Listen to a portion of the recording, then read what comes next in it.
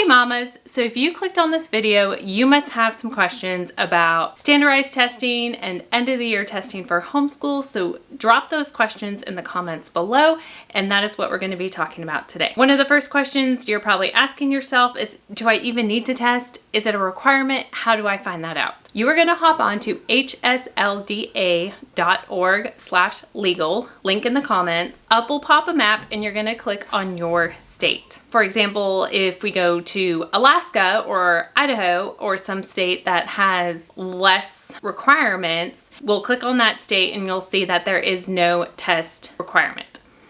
Unlike the state that I'm in, North Carolina, we're going to click on North Carolina and you'll see that testing is required. And when we click on that area, we'll scroll down to find more detailed information about what's required. So in the state of North Carolina, a standardized test is required yearly. You can take it any time of the year. It is required to have your first testing done within that first 12 months. So you may be looking at doing the testing either this month or next month, and you're going to be taking a traditional summer break before you go into the next year of homeschool. Or if you're like us, where we homeschool year round, we started our homeschool year in January and we homeschool through the year. And so we do our testing at the end of the year, usually about the first week of December. So I know we have to do a standardized test every year, but what does that look like? Where do I find it? What test do I use? And you have multiple options. You just need to make sure it's a nationally recognized test and that it covers English, grammar, reading, spelling, and math. For us, we've ordered the CAT off Academic Excellence website, and this is a test to use if you're just looking for something to check mark the box and to complete the requirement for a standardized test.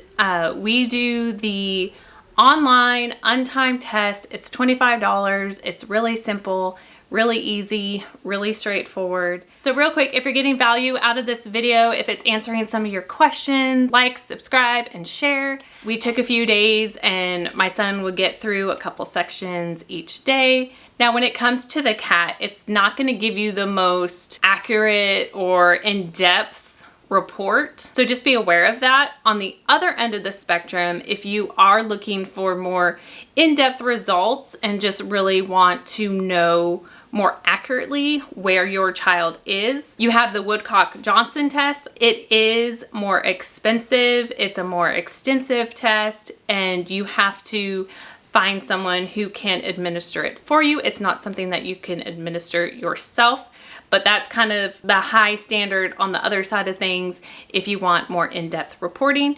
And you also have options in between. You have the Stanford 10 or the Iowa. So those are two other ones that you can look into. If you're doing the paper version, you do need someone who is either qualified or with a bachelor's degree to administer those tests.